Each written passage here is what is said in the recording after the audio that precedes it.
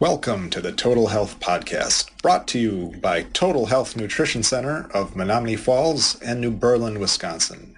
Join Total Health founder Martin Johnson and his guests as they discuss some of the most prolific topics in natural health. Listen now as him and his guests talk about how to take back your health naturally. Okay, I want to thank you for joining me with this podcast.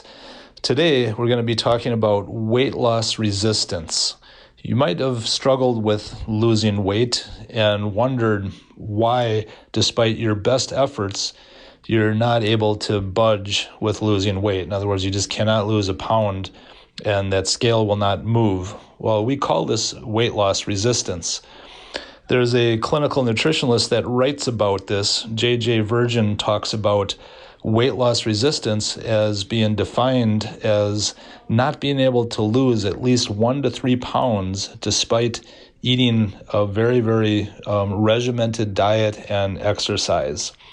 So there you have it. That's the definition of weight loss resistance. But what do we do about it? That's the key.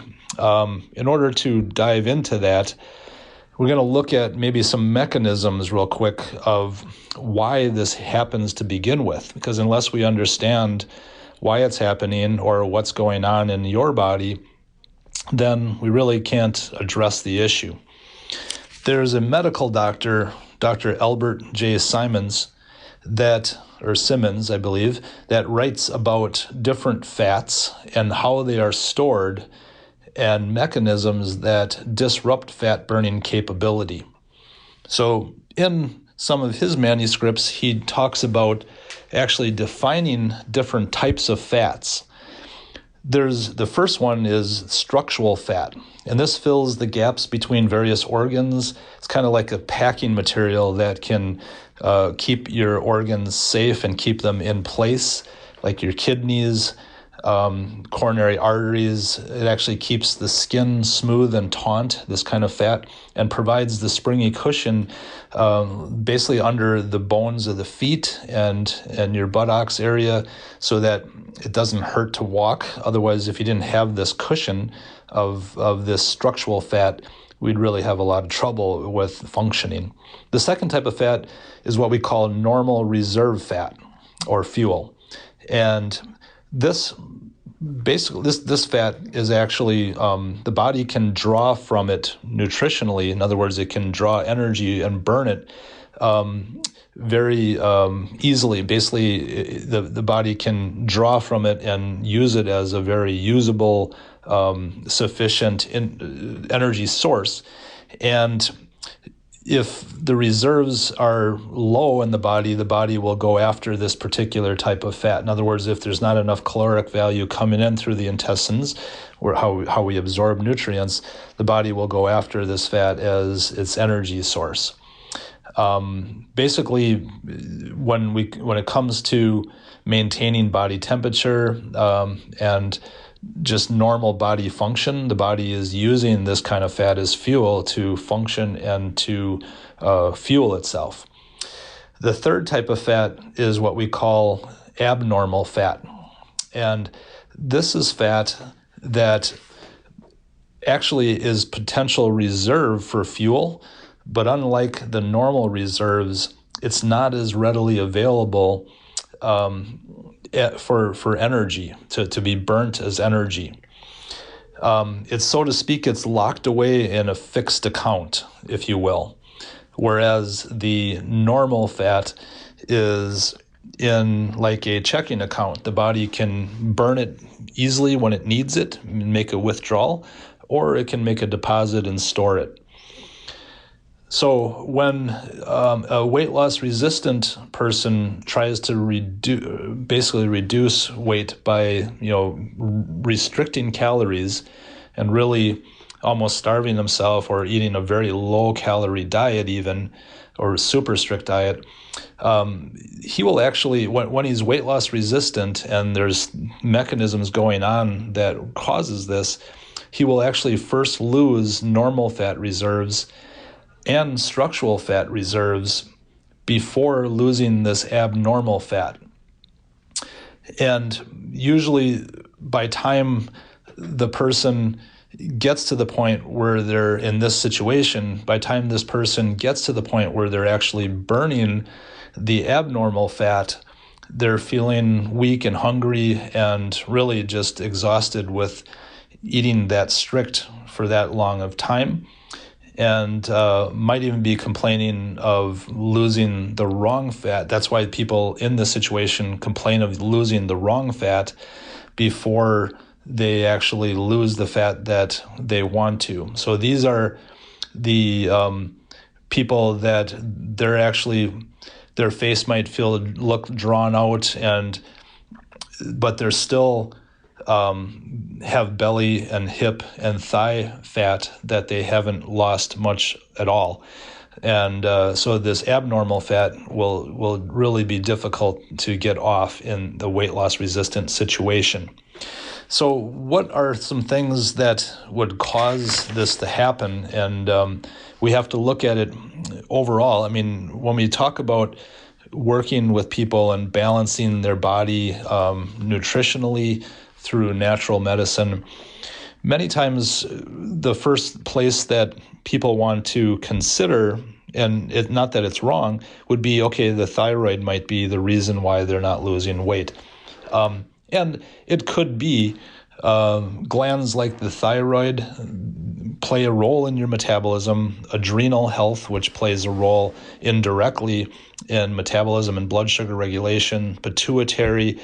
These are organs in the system called the endocrine system that are very important to have balanced. But what Dr. Siemens has figured out is that these are generally, in the weight loss resistant client that really has a hard time, losing any weight when they're strict, these are not the main focus. They're definitely important to balance, but one of the main glands that seems to start to go offline that can cause these things is called the hypothalamus, and that's in the base of the brain. It's really believed to be very much involved in the regulation of storing and burning fat, also regulating body temperature and many other things, of course. But much like that of like we talked about, that of a bank account, when the body assimilates from the intestinal tract nutrition more fuel than it needs in that moment, this surplus is deposited into an account similar to a checking account. So out of this account, it can always either draw, basically burn fat, or store it, just like a checking account. So when, for reasons which we'll discuss in just a moment here, the deposits grow more rapidly than you desire. In other words, a person's depositing fat stores more rapidly than burning them, almost like a fixed account, like a retirement account where it gets put in, but you can't take it out. That is pretty much what takes place when this hypothalamus dysregulation or dysfunction starts to take place. So just to put it in practical terms, we'll use that explanation. So when this hypothalamus starts to, what I say, dysregulates, or the function is not working like it exactly should, what could be the cause of this? Why would this hypothalamus get out of balance? Well, there's a couple of things that I'd like to mention. First, it could be over a period of time, high levels of chronic stress can play a role in causing this to dysregulate. You might have heard of the hormone called cortisol. Well, cortisol is a stress hormone, and the adrenal glands produce cortisol, but the hypothalamus has to respond to that cortisol and then work with it to get it down-regulated out of your body. So the hypothalamus plays a big role in this cortisol regulation and is affected by stress. Sudden hormonal shifts, such as menopause, can also be a major trigger to create an imbalance in the hypothalamus. So sometimes when you have much bigger hormonal shifts, especially in menopause, that can start to create this dysregulation, especially when you combine it with stress. And many times, as you probably know, a lot of women will struggle with this weight loss resistance as they're going through or after menopause. The other thing that can create dysregulation of the hypothalamus is extreme diet followed by binge eating. So people that might have had a history where they've done a lot of what you would call yo-yo dieting, where you maybe diet pretty extremely, but then you go back on eating or binge eating the wrong types of foods or sugary foods, refined carbohydrates. That can trigger this disruption as well. The other thing that could be a problem is trauma. So trauma can come in many ways. It can come in chronic or more acute stress, in other words, a sudden stressful event, maybe the death of a loved one, or trauma to the head. It doesn't have to be like a major head trauma, but it could be, a mild concussion or a whiplash from a car accident can sometimes cause the hypothalamus to dysregulate and start to not regulate the way the body burns fat the way it should. And then the last one that I would like to talk about is toxicity. So as we go through life, we're exposed to different toxins, maybe from the foods we eat or environment. And toxins, when they get in the body, chemicals, heavy metals, things like that, will typically get stored in the fat cells. So the body will push it into fat cells as a safe place to store it for the time being. It can also end up in the brain. It can end up affecting the hypothalamus. But toxins can create a lot of stress to the body. Dr. Joseph Berzarno, he's an ND that writes about the effects of toxins on weight gain. So even outside of this hypothalamus disruption, toxins can cause or make it more difficult to lose weight. If you follow me on this, if the body has toxins tied up in the fat stores, when the body is looking to burn fat cells as its energy source, it's going to release a lot of toxins from those fat cells if there's toxins in them. So the body will be many times resistant to burn that fat, knowing that it doesn't, your body has this innate intelligence to go, hey, I'm not going to over toxify my system. So it'll tend to not go after burning fat because these toxins are locked up in it. And it's a mechanism that's almost like a self-preservation mechanism to prevent over-toxicity. So when we're working on detoxing the body properly to get these toxins out, it's super important that we handle different pathways. In other words, use the proper detox methods so the body can properly take these toxins from the fat stores and then get them out of the body in a safe manner so the body can basically lose that fat safely. So these mechanisms have to be considered when a person is more weight loss resistant or even just in general struggling with weight loss. So there's some of the reasons why this hypothalamic dysfunction can take place. Primarily, the disruption or dysregulation of the hypothalamus can also contribute to other issues such as blood sugar or insulin resistance. So when the body is not regulating insulin properly, that becomes a further problem with the body wanting to store, especially middle body weight. And when the hypothalamus is off, it can create extreme hunger because some of the regulation of those mechanisms are in the hypothalamus. So then we have a double whammy. The body's not burning fat in the areas that you want to, and extreme hunger can be a bad combination. Dr. Mark Hyman, he's an MD that talks about insulin as a storage hormone.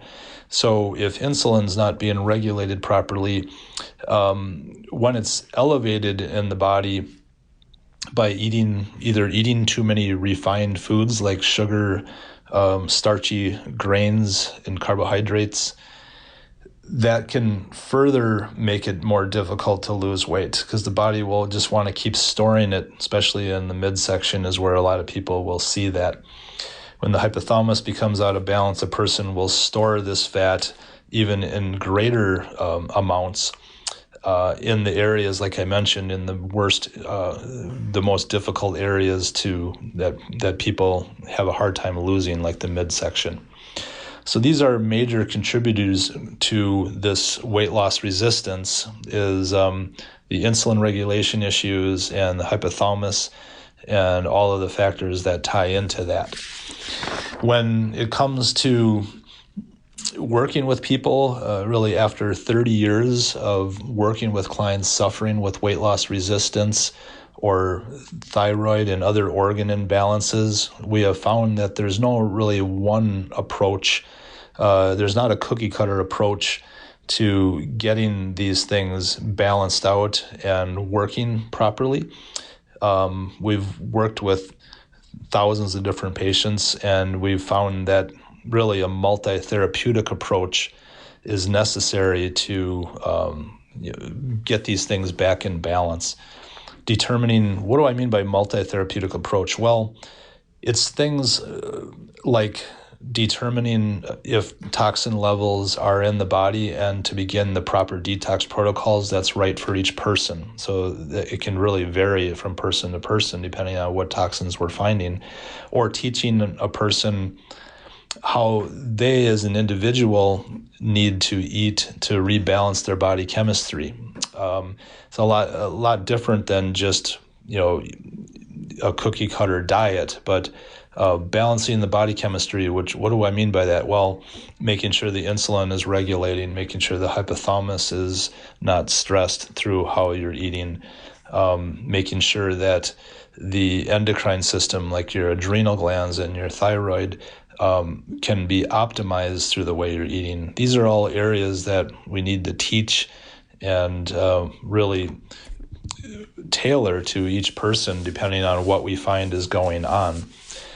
And really, if needed, as you can imagine, if needed, we need to specifically walk people through a therapeutic regimen on how to rebalance and reset that hypothalamus.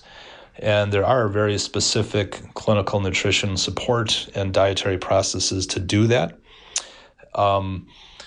We're not saying that everyone has a hypothalamic dysregulation, but if you are fitting that category, like J.J. Virgin talks about, like I mentioned earlier, where you're not losing almost any weight, like 1 or at least 1 to 3 pounds per week, and eating strictly and doing the things that you should do, then definitely this is a possible issue where we need to look at this hypothalamus. So it's a really critical area in dealing with this weight loss resistance. So it's really important to us that if you're looking to lose weight, if that's your main goal, that's great. Certainly happy to help people with that. But it's important to us that you also improve in other overall health areas, such as better energy, brain function, muscle tone, and even hair, skin, nail, and hair, skin, nail health. All of those things. It's not about just losing the fat, but it's about maintaining a healthier overall you while you're losing fat. That's what we're all about at Total Health, and that's what we've done, worked with people for the last 30 years doing. And if you're interested in getting that kind of help, by all means, give us a call. We're happy to talk with you as really just a no-charge conversation on the phone with one of our practitioners.